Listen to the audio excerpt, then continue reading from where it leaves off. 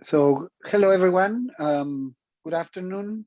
It's fantastic to have so many people here for our first um, climate change and the challenges of development lecture this year.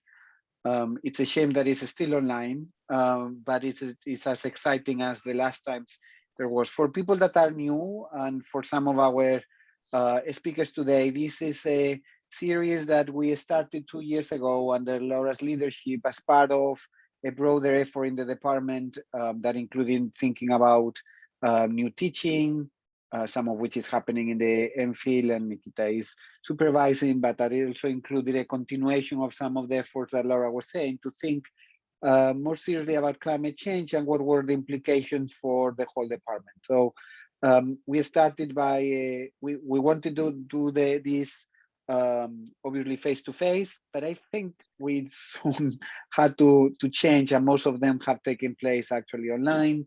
I think Laura's and my objective is to really bring a very broad set of discussions and debates and to really honor the interdisciplinary and multidisciplinary perspective that the department has and that a topic like this requires. So we have had more discussions from a policy perspective, some of them more economic, other more diverse, including on social policy, and we will think about more on the social movement angle in the future.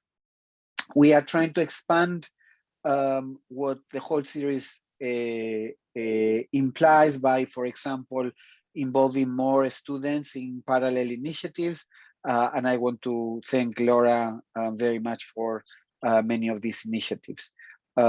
Although I think Laura will present the main speaker today, I want to personally thank Steve King. It's really exciting to have you and to have this perspective, and to thank Professor David Bynes, Professor Nikita Sood, and Professor Matthew Ives for coming and following up the discussion. And again, being truly multidisciplinary, therefore, in what we have today. So let me stop talking because I shouldn't be talking much and move to Laura, who will chair the session.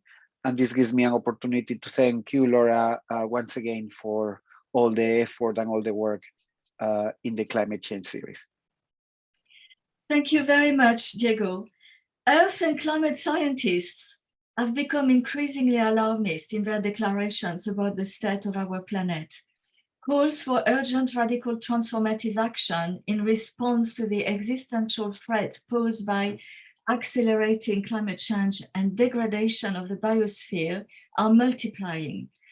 Since the start of the COVID-19 pandemic, many intellectuals and academics around the world have argued that we must redesign the modern civilization in which we live without delay.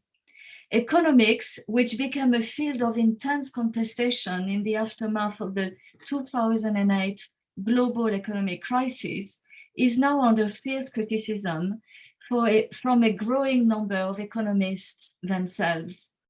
Heterodox economists, such as those who work at ODID, have long challenged the shortcomings of standard economics, as well as a lack of attention from the parts of neoliberals to human, social, and cultural values. However, orthodox economic theory must now be challenged for its systemic discounting of the natural environment and its lack of ecological engagement. It is good to give value to labor and human capabilities, but not enough to create strong climate justice policies. We are therefore extremely pleased to have with us this evening one of the world's leading voices advocating the urgent need to overturn the dominant paradigm in the field of economics and to design a radically different paradigm with a new standard curriculum for the teaching of economics. Professor King is a distinguished research fellow at UCL, the author of very well-known books, starting with Debunking Economics in 2011, and a new book that is just about to be launched, The New Economics, a Manifesto. He is one of the few economists who anticipated the global financial crisis of 2008, for which he received the Revere Award from the Real World Economics Review. His main research interests are developing the complex systems approach to macroeconomics and the economics of climate change. He has over 100 referred publications on financial instability, money creation, logical and mathematical flows in conventional and Marxian economic theory, the role of energy in production, and many other topics. He is ranked in 19th in Academic Influence's list of influential economists. He has designed the open source system dynamic program Minsky, which is the first program to allow monetary economic models to be designed visually. He has previously been a professor of economics at Kingston University, London, and at the University of Western Sydney in Australia. He will be talking to us tonight from Bangkok. So Steve is very much a global citizen, as we can see. Tonight, he will explain to us why William Nordhaus, 2018 co-winner of the Nobel Prize in Economic Sciences for his work on economic growth, technological change, and climate change, cannot deliver a climate economics that will save us from extinction. Whereas Nordhaus famously wrote in 1994 that our future lies not in the stars, but in our models, Professor Keane will show that without properly integrating economics and ecology, and by incorporating the role of energy in economic models of production, we will not be able to manage the global commons. So as Diego was saying, we are going to have a fantastic lecture by Steve with the title of From Economic Fantasy to Ecological Reality on Climate Change. And the format of tonight is trying to engage a little bit more the various constituencies around which we have developed the lecture series. And we will have 3 colleagues here at Oxford who are going to each respond to the lecture for 5 minutes. There will be David Vines, who is Emeritus Professor of Economics and Emeritus Fellow of Balliol College. Then Nikita Sood, who is a colleague here at ODID, a lecturer in South Asia economic development, the political economy of South Asia in development.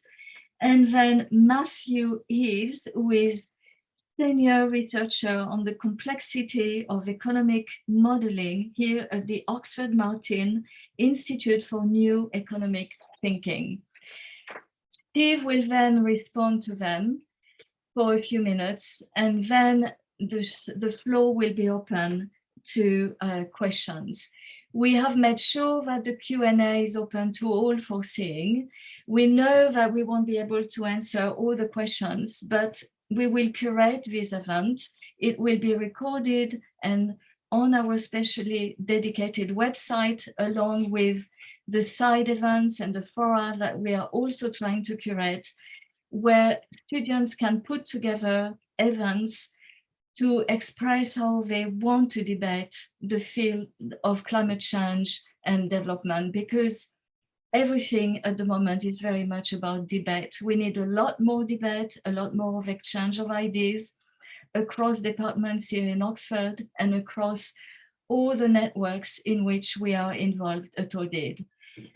So, Professor Keane, please, the floor is for you now. Thank you very much again for joining us tonight.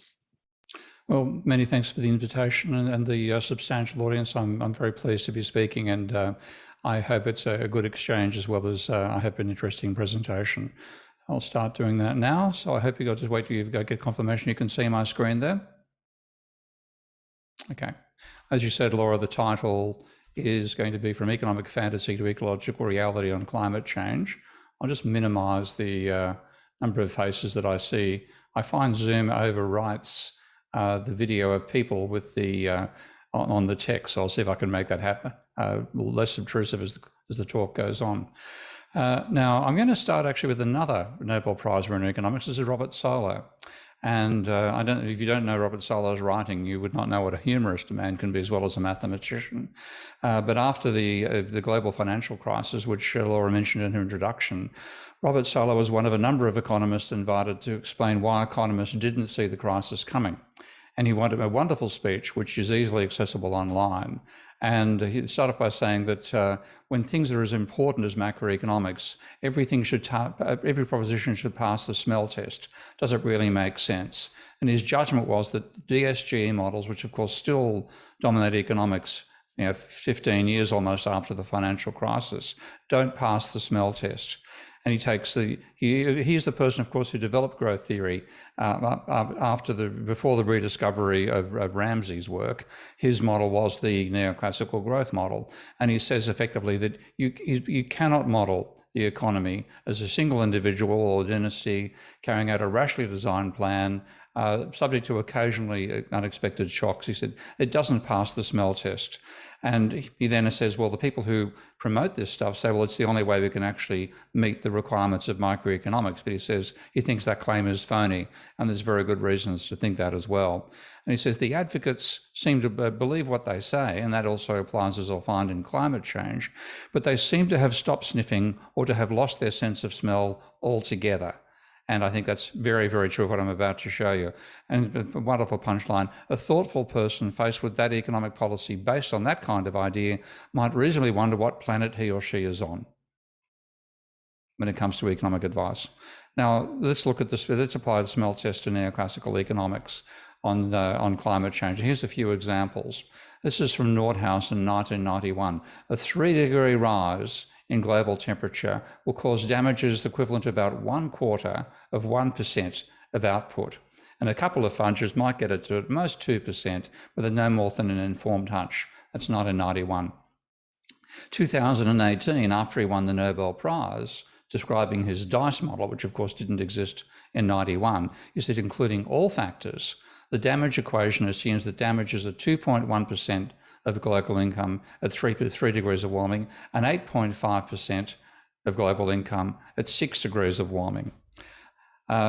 Again, there's a recent paper by Khan and Mahardis, your rival, the University of Cambridge, being a site for Kamio Mahardis. An increase in average global temperatures of 0.04% per annum, which means a 3.2 degree increase over current levels, which themselves are about 1.2 over pre-industrial, so we're talking a 4.4 degree rise over pre-industrial, reduces world real GDP per capita by 7, and I love the precision here, 7.22% by 2100. Now that, if you work it out what it means in terms of a effect on the annual rate of growth of per capita income, that is a 0.1% fall from 1.5% per annum to 1.4% per annum. Now, frankly, economists, when they measure GDP change, can't get it right to within 0.5%. So it's ridiculous. This is basically saying the effect is too small to measure. And here we have a recent paper, which I'm going to be focusing on in my talk, by Dietz et al. In 2021. Tipping points. So they're modeling tipping points. Well, that's good. Tipping points reduce global consumption per capita by about 1% upon 3 degrees warming and about 1.4% upon 6 degrees warming. In other words, they're trivial. Now, on planet Earth, the other place that Robert Solow realised we're on that economists are not, scientists are afraid of a 2-degree warming. Hanson in 2015 said it very bluntly, 2 degrees warming could be dangerous. Stefan in 2018 said that that level of warming could activate tipping points that push us into what he called a hothouse Earth. Linton in 2019, tipping points could be exceeded even between 1 and 2 degrees Celsius of warming. Of course, we're already between 1 and 2, we're about 1.2 degrees right now. And this is the work they were looking at. They'll have to minimize this window fully now, seeing Laura there. Okay, this is from Stefan's paper, trying to quantify what level of temperature change will trigger all these major elements of the globe's climate. And then down here, the analogy that Stefan is making here is that we're on a trajectory which is taking us towards a precipice, where once we fall over 2 degrees, we could fall into a much higher level the forces unleashed in going past 2 degrees could be so great that we get pushed into a hothouse Earth from which there is, at least under our control, there is no escape. So the bottom line from scientists is catastrophic damages are likely if we approach 2 degrees. We should be doing everything we can to avoid even 1.5. And of course, this is a huge divide between what economists are saying and what scientists are saying, and we're finally getting both groups to notice it. So Lenton and Siskar wrote this back in 2013 and said, very frankly, there is a huge gulf between natural scientists' understanding of climate tipping points and how they're represented in economists' IACs. Tipping points cannot be ruled out at low temperatures, less than 2 degrees, but the dominant framing in economics IAMs that they're associated with high or very high global warming, up to 8-degree levels. And Stern and Stiglitz have just come out with a working paper saying the overwhelming consensus in the scientific community differs so markedly from IAMs. And this shows the extent to which economists, even the critics, as Stern and Stiglitz are now turning out to be, don't read the literature of climate scientists. They could answer this question themselves if they read Lenton. Is it sloppy thinking by the international community and the scientists to irrationally embrace a goal involving excessive costs from the perspective of a hard-headed analysis of society welfare maximisation? Or is it that IAMs have left something out, or many things, out of their analysis? Now, categorically, it's the latter. The only people who would dispute this are economists. And frankly, anybody who disputes this, I'm going to dispute right back. The work is dreadful. How on earth did economists conclude that a 3 to 6 degree increase in temperature on the planet would have such trivial effects?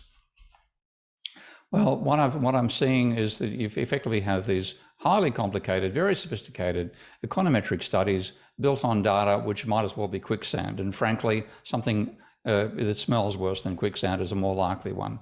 And the latest example is this paper by Dietz Risingsterk, and much to my amazement and disappointment, Gurno Wagner. Economic impacts of tipping points in the climate system, published by Proceedings of the National Academy of Sciences, so a very prestigious journal. And they concluded that tipping points will reduce global consumption by, as I've mentioned earlier, by around 1.4% upon 6 degrees of warming.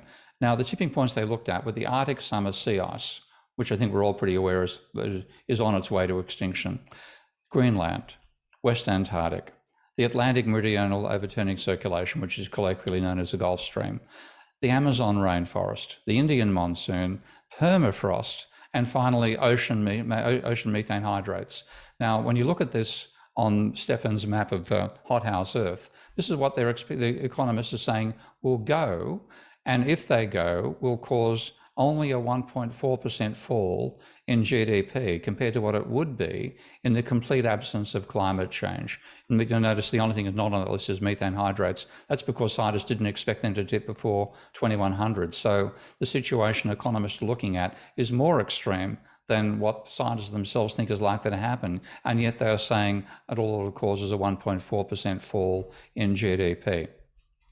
Now, how on earth does this happen? What's the logic?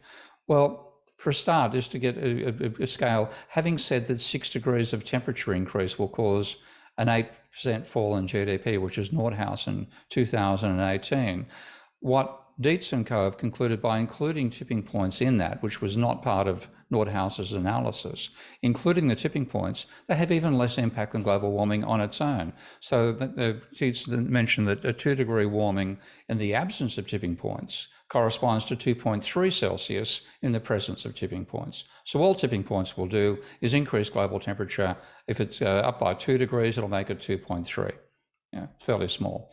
And this doesn't smell, it stinks to high heaven. There's got to be madness in their methods. And I'm going to, again, Robert Solow is my go-to person in mainstream economics for a fabulous quote. And he's been a critic of DSGE models and real business cycle models for 20-something years. This is him being interviewed by Arjo Klammer in Conversations with Economists. He said, suppose someone announces to me that he is Napoleon Bonaparte. The last thing I want to do is get involved in the technical discussion of cavalry tactics of the Battle of Austerlitz. If I do that, I'm getting tacitly drawn into the game that he is Napoleon Bonaparte. Now, unfortunately, economists are regarded as the equivalent of the little corporal in terms of strategy by politicians. So we have to talk about the cavalry tactics and see how the hell they got these results. And what Dietz and all did was they surveyed works by economists only on the impact of climate change. Their logic was, well, climate scientists have talked about all these things, you know, we haven't mentioned them so far. So we have to provide a unified estimate of the estimate in this paper of the economic impacts of all 8 climate tipping points covered in the economic literature. And those are the 8 that I listed beforehand. We review this literature. They're just looking at what economists have written, and they found 52 papers that model at least one climate change tipping point. Now, they did admit one weakness of their analysis, and that is that they didn't include non-market impacts of climate change, such as damage to the ecosystem and human health. So that's okay. They took a precaution, and the precaution was they included an estimate of those in their sensitivity analysis. So there's a double check on what they did by looking at the actual tipping points. They also included this study of the impact on ecosystems to say, well, do we get similar results? And how do they do it? Well, their sensitivity analysis used the idea of willingness to pay. And this is used to quantify damages to the environment. And the idea is that you ask people how much are they willing to pay to preserve an element of the climate, and that in fact lets you put an actual numerical value on the climate, on the ecosystem itself, and also an estimate of the damages in a quantitative sense. Now, this is used, for example, if you have let's say someone in Oxford, you've got a nature reserve somewhere in Oxford that a commercial entity wants to build an amusement park on the same land, where you value the nature reserve, which is currently free, by getting people to say, what are you willing to pay? And if their willingness to pay is less than the commercial amusement park, goodbye nature reserve. That's the sort of moderately unobjectionable use to what it's put. But they use this to put damages on the global environment. And how did they do it? Well, they didn't do it themselves. They borrowed, and this is what happens all the way through economic literature, find something previously which you can slot in and call your estimates of this particular facet. So they used the non-market damage module of the merge IAM, and they cited man in 2005, but in fact, man's function, the parameters and the function they're using go right back to 1995. So just as an aside, I had a paper rejected criticizing this stuff from the Royal Society a short while ago. And one of the bases was, we've moved on from that. Our stuff is so much more sophisticated these days. Here's a paper in 2021, basing itself unmodified on work in 1995. And this happens all the time. So this is well before economists started considering tipping points. So how on earth can you use a pre-tipping point paper as a sensitivity check on your analysis of tipping points? Well, it gets worse. They praised Merge's method and said Merge places particular emphasis on the representation of non-market damages. Well, that's good. And they then say, while the parameters of the Merge non-market damages are speculative. Now, I am I've dedicated, very unfortunately, a lot of my life to saying, where is the nonsense in this edifice? Where's the weakness? So as soon as I saw the word speculative, I thought, what does that mean?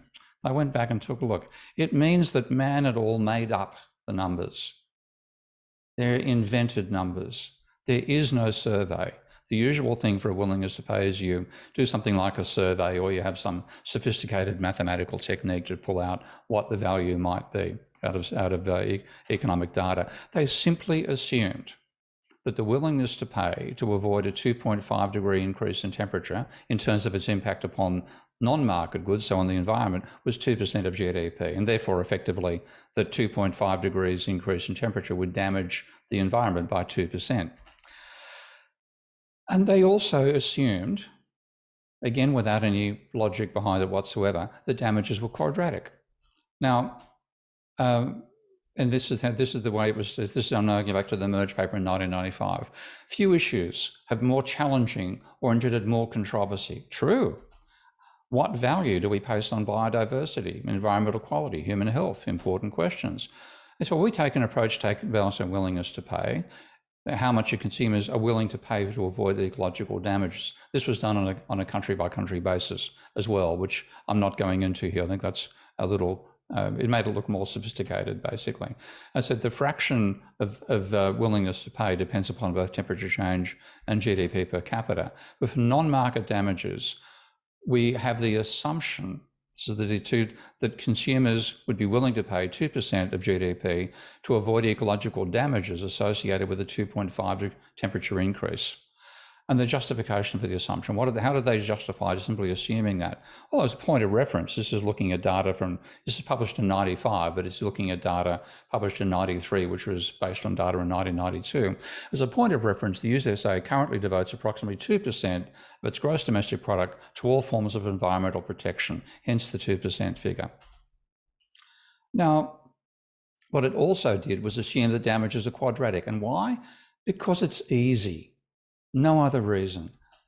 If damages change quadratically with temperature, the calibration of the function requires only a single point on each function, the market and the non-market. That's the reason they used a quadratic, because once you presume a pure quadratic describes the damages, then all you need is one intercept and you've worked out the quadratic. So if you combine the assumption of a willingness to pay 2.5 Celsius equals 2% of GDP with a quadratic, what you get is that the damages, the environment won't be completely destroyed until temperature's risen by 17.68 degrees Celsius. Again, wonderful faux precision there. So here it is. There's their damage function, and there's the intercept they use, which therefore means the part of the environment still hangs on until temperature risen by 17.68 degrees Celsius. And the function is 0.0032 times the change in temperature squared.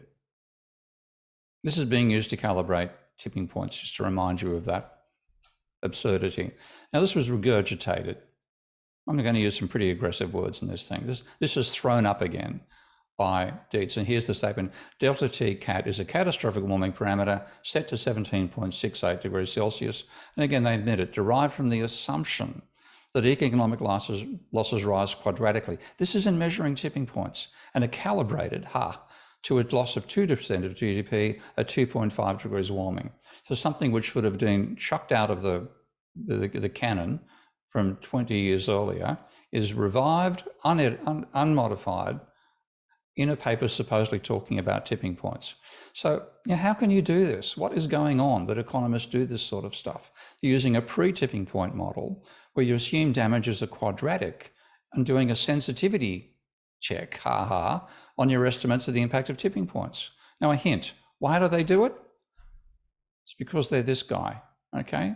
These are madmen, frankly. And they've got perfectly sane in their own right, but been sent mad by the analytic framework they use.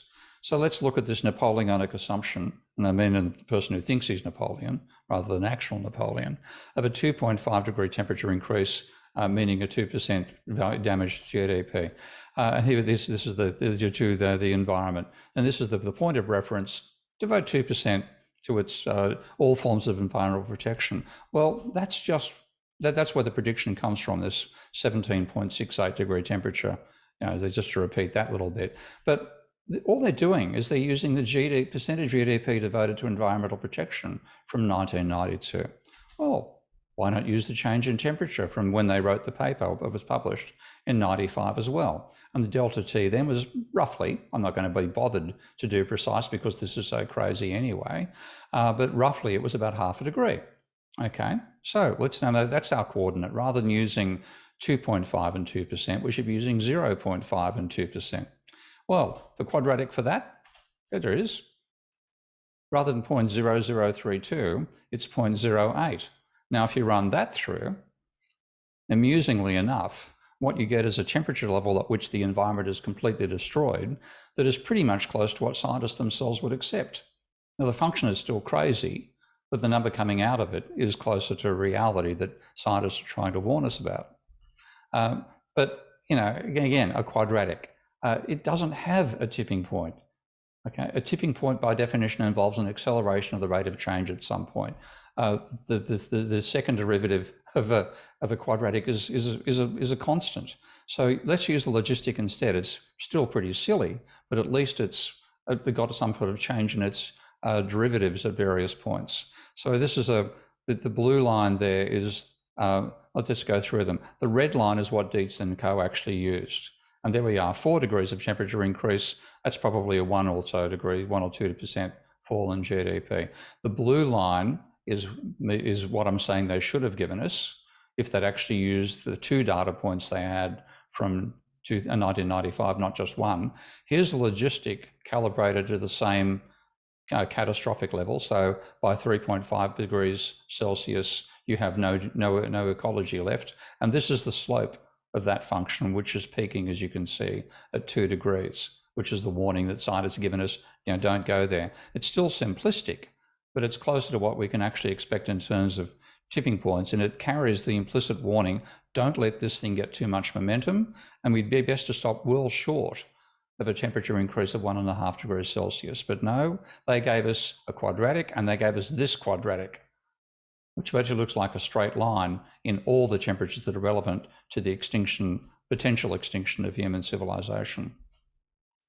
So not only are they doing that with the things they didn't measure, so this is not looking at papers on tipping points. When they do tipping points, they use people who themselves clearly do not understand what climate change is. This is Antofastrata and one of my favorite people on the whole planet, Richard Toll, shutting down the thermohaline circulation. Now that is, imagine most people who would know what that is, but this is for those who don't. It's a huge oceanic current, and it's driven by differences in both temperature and salt levels. And the AMOC is the part that carries the temperature, warm water from the equatorial levels of the Atlantic up to the northern sections of the Atlantic, which is what makes Europe as warm as it is. Those plants you've got behind you, Laura, may have to be something a bit, without the AMOC, they'd be something rather more suited to freezing temperatures. So there's the AMOC section of the overall thermohaline solution. Now, if the AMOC breaks down, there'll be no change in global temperature. It's just a distribution system for heat from the equator to the northern hemisphere. But you would have a hotter equator because more of that heat would accumulate around the Caribbean level, and you would get cooling of Europe. And to give you an idea of the scale of it, this is from Hanson in 2016, maybe in 2015 actually. Cooling of 3 degrees in summer and 5 to 10 in winter. So, that means lots more skiing. So that's going to be good for the economy, isn't it? And I'm not joking. That's pretty much the standard of what Toll and friends did. Now, when you look at what the scientists say would happen with this, if you have that cooling, then of course you're going to have a larger temperature gradient between the equator and the north of the Atlantic.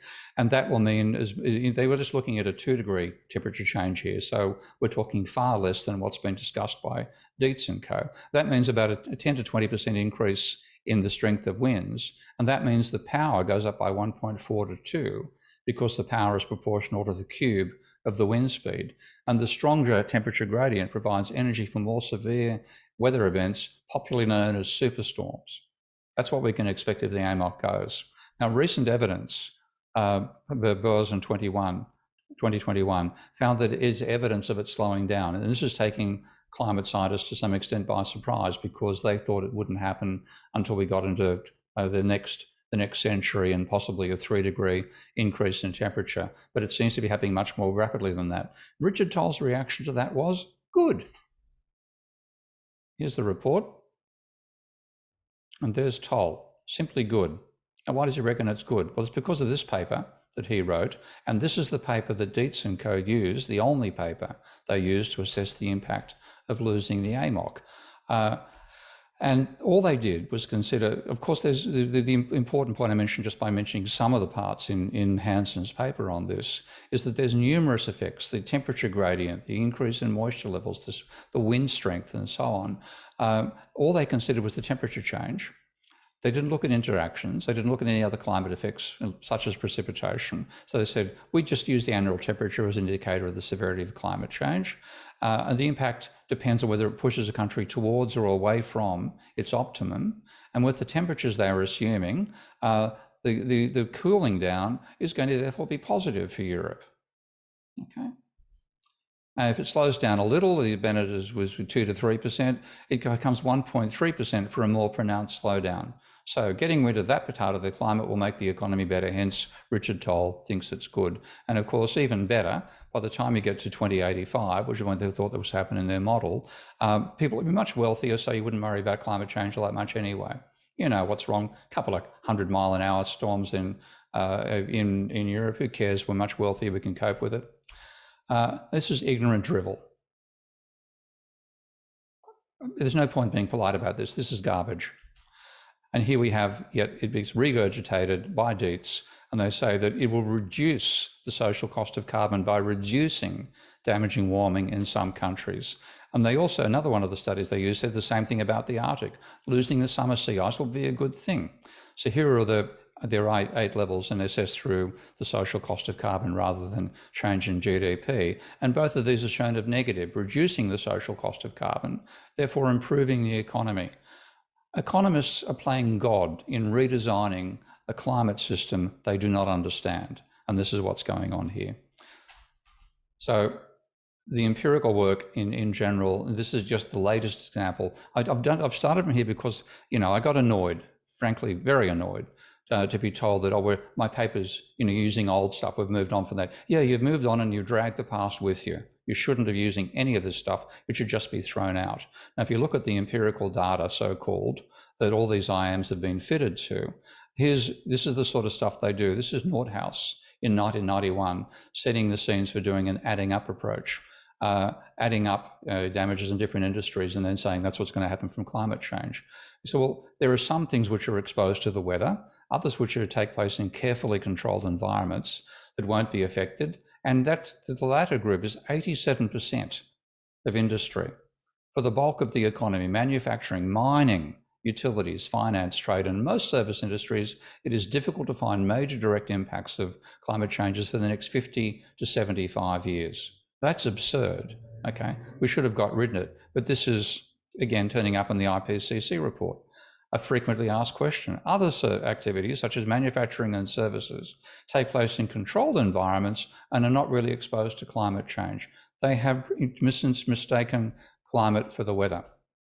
This is Nordhaus's table 5. I just want to keep on hammering this because it's so bad that it should never have been published, okay?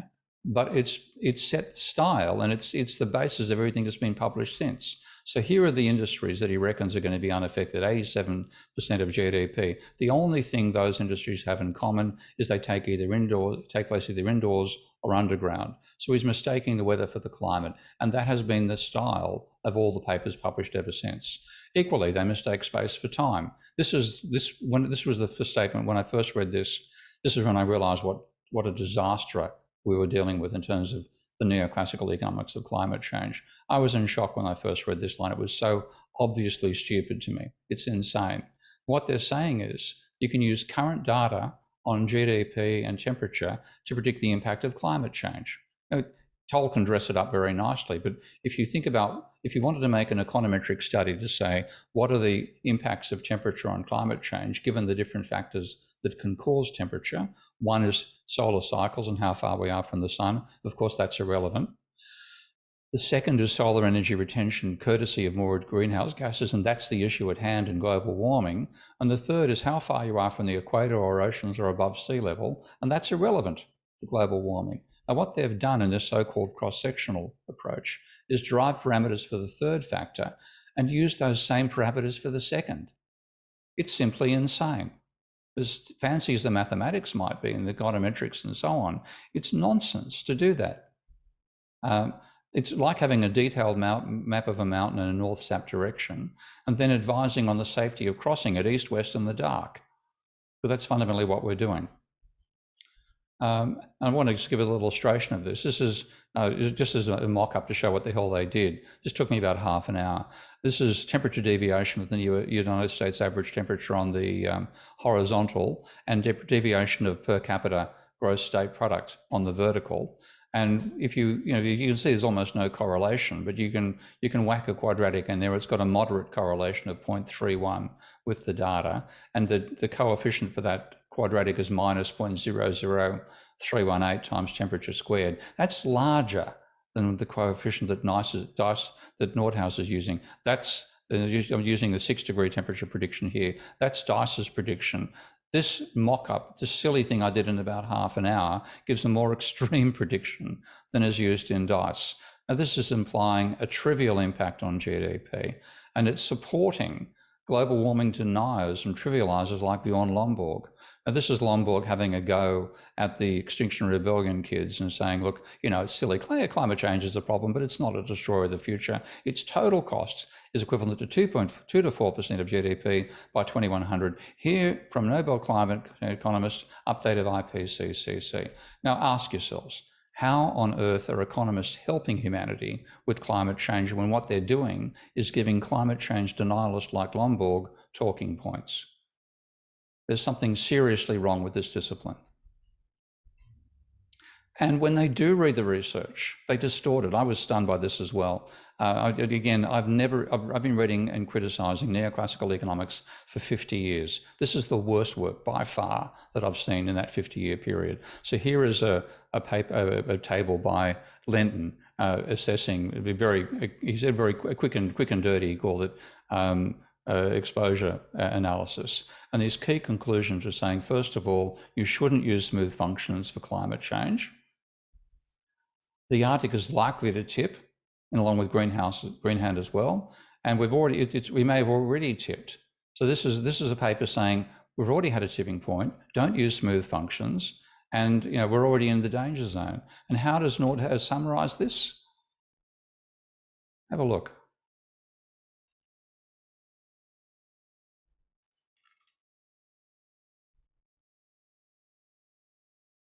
How the hell did he get that out of Lenton's paper? Saying that nothing to worry about, we've got 3 degrees and nothing to worry about for 3 centuries. No critical tipping elements with a time horizon of less than 300 years until temperature increase by at least 3 degrees Celsius. So that's why, and again, everything Nordhaus says dominates the rest of the cabal around him. And the manual for Dice, he actually quotes, and this is where I first realized it, he quotes Lenton to support using a quadratic. I mean, if one of my students submitted this, I'd fail him. If he insisted a bit more rigorously about it, I'd chuck him out of the course. I wouldn't give him a Nobel Prize, but this is what happens in economics. So why do economists do this? What on earth is going on? And the basic answer is they're fundamentally global warming deniers. They don't remember denying it's happening, but they deny that it really matters. And I think this comes out of the mentality that neoclassical economics gives you, that capitalism can cope with anything, and therefore nothing can be an existential threat to capitalism, therefore global warming can't be a problem. And this is some of the literature. Nordhaus in 1991. Human societies thrive in a wide variety of climatic zones. For the bulk of economic activity, non-climate variables swamp climatic considerations. That's looking at today's climate, not changing it through global warming. In 94, he did a survey of so-called experts. One of whom is Larry Summers, I might add. For most experts, the 3 degrees warming would be small potatoes. I'm sure that's Larry. And it's equally here. It takes a very sharp pencil to see the difference between a world with and without climate change and with and without mitigation.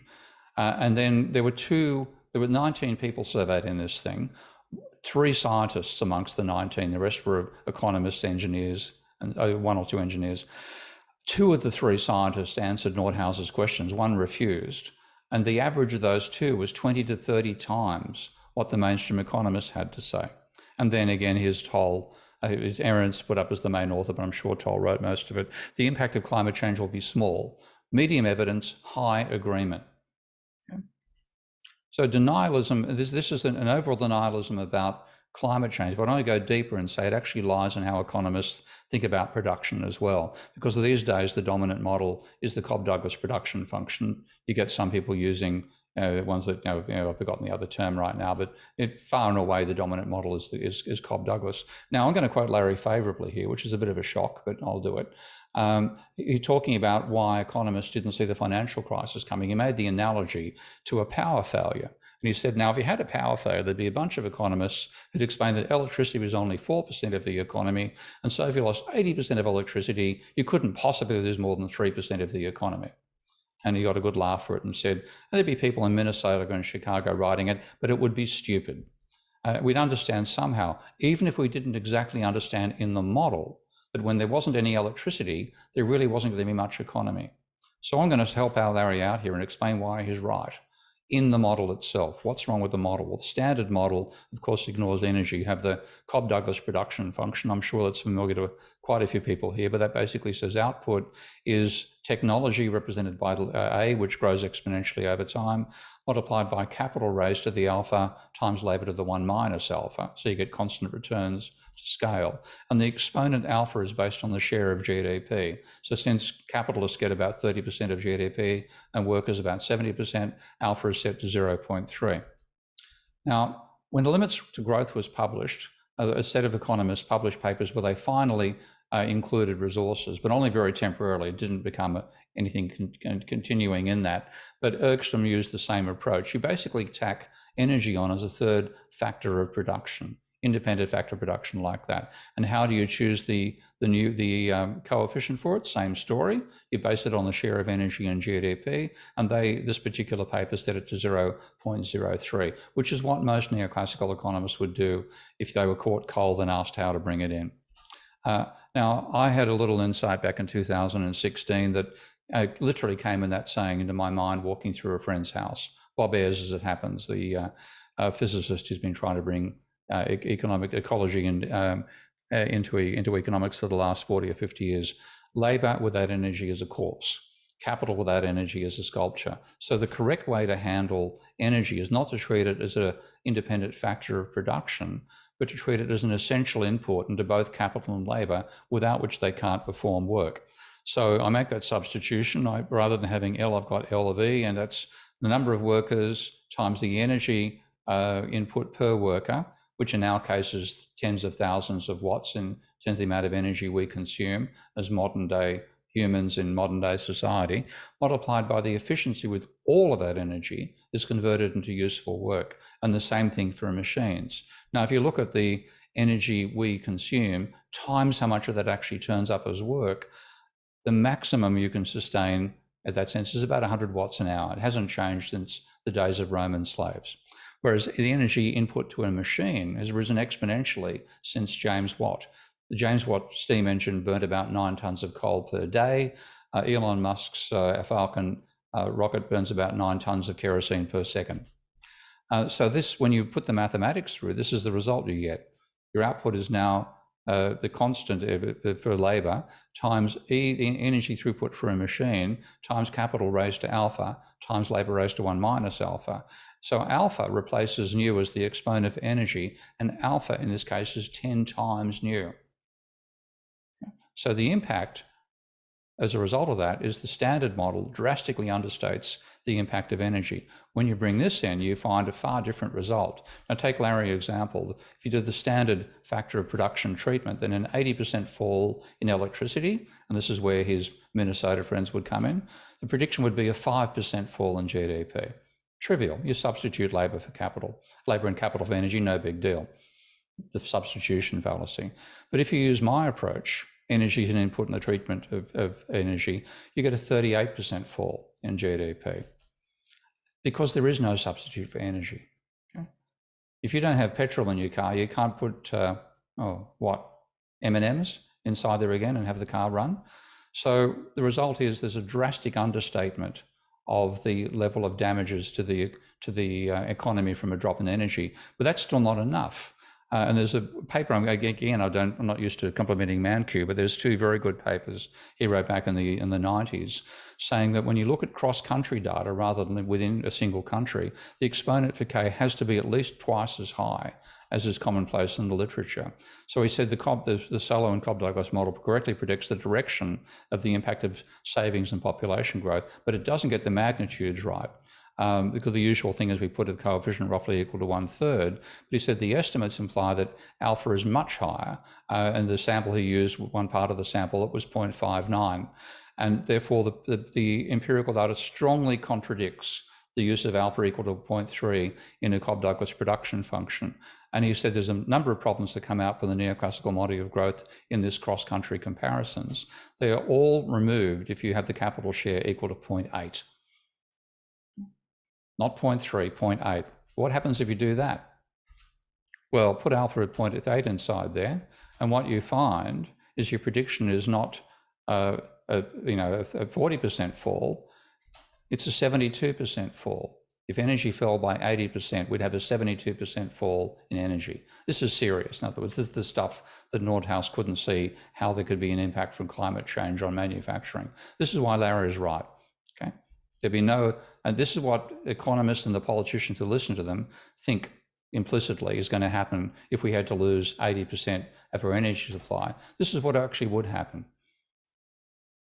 That much of a fall in output would happen. And it's even stronger than I'm showing there because the Cobb-Douglas doesn't do it justice. When you take a look at first of all, when you take a look at the level of output we currently have, energy inputs to produce that output, renewables and nuclear have been below 14% of GDP way back since the 1970s. If you extrapolate the trend from 2013 forward, you might get to 20% now. But what's going to happen if we have a fall in energy, if we have to just use renewables, then with the fact that the relationship is virtually linear, if we have an 80% fall in energy input, we'll have an 80% fall in GDP. Now, as I've said, there's nothing worth saving in this literature. It should just be terminated. I'd be happy to have Arnie Schwarzenegger do it. Leave the measurement to the scientists. This is a sunk cost. Throw it away. There's nothing worth saving in this literature. Instead, if we're going to have economists being useful, they should accept what scientists tell us, that 1.5 to 2 degrees is absolute maximum we should allow, and try to work out how to actually finance it. Now, of course, you can't turn to mainstream economists about how to finance climate change and mitigation because they don't understand money. So this is where modern monetary theory comes in. The insight that Barnes and Rummel had back after the Second World War, that government deficits create money and reserves. We've seen evidence of that during the COVID crisis. There's been a dramatic increase in savings. Why? Because there's been a dramatic increase in the government deficit. There's no problem about selling the bonds. I won't go into explaining this here, but the basic idea is a deficit creates money and reserves. The reserves, the buying of bonds is an asset swap from reserves by the banking sector. And if the bonds are sold to the public or to the non-bank financial sector, that reduces spending power.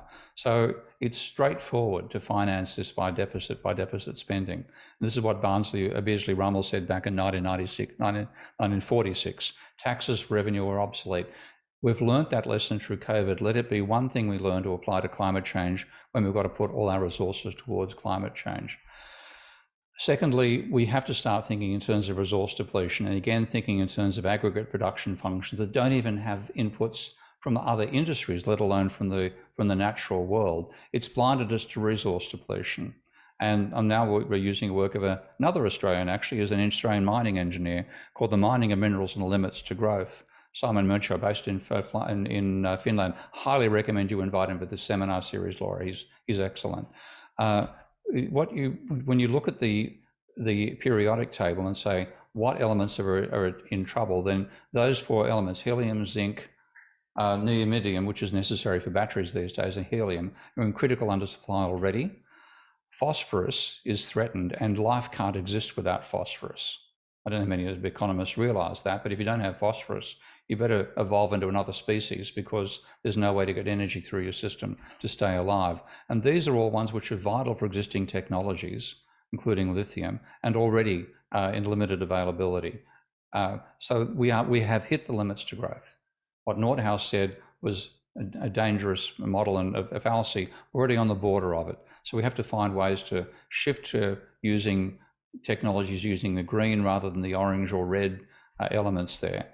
And we have to also realize the importance of the energy relationship, again, to emphasize that that's world energy versus world GDP over the last 50 years. That's the correlation of change in energy with change in GDP. So we have decoupling is a pipe dream. Stop reciting it. I've seen too much nonsense on that front from economists already. With fossil fuels at 85% of energy generation, maybe 80% if we're lucky, we need rapid non-carbon energy transition. We need government support to do that. And we also need to reduce consumption. I think we've gone past what's sustainable on this planet. So we have to ration and go backwards. And a proposal I'm working on is related to the idea of tradable carbon credits. I think I've just extended that idea to say we should actually have universal carbon credits allocated on a per capita basis, and you could start with them equal to the national average consumption. Given how skewed the distribution of income is, the wealthy, 5%, would be the ones who run out of UCCs, but 95% of the population would have excess UCCs. So you would have a very politically attractive, for a change, policy, whereas carbon taxes, of course, lead to revolts like the Gilets Jaunes. So you'd be politically popular, they'd benefit the majority. The market would set the price, not economists, whose work on that is a total waste of time. And there'd be pressure on the rich to buy and develop low carbon dioxide goods and energy sources. And if things really get bad, it would be a way to ration, a bit like we did rationing during the Second World War. So this is a website which I didn't develop, and I'm associated with the person who's put it together, on carbon rationing. I do recommend you take a look at it. That's the website there. So conclusion, mainstream economists have dominated our decision-making about climate, and they've negligently, this is incredible negligence to do this to such an important topic, and drastically underestimated the damages we face. So as a result, we've delayed action for 50 years. It's far too late now to rely upon market mechanisms or carbon taxes to inspire the private sector to do their mitigation as rapidly as is necessary. And maybe adaptation is impossible even at 1.5 degrees of warming, given what we're likely to lose the level of warming. The forces we're talking about unleashing here are greater than humanity can address. The level of energy alone in the AMOC is just, dwarfs what humanity itself uses. We'll need a wartime mobilization and rationing if the tipping points start to cascade. And the only way the economists could help is by working out the financing and rationing methods. But in terms of the mainstream economists have done this, Nordhaus, Toll, Mendelssohn, Dietz, Wagner, and all the rest, they should be excluded from future policy advice. Their model should be excluded, and the work they've done should be thrown out. Thank you. I'll leave it at that.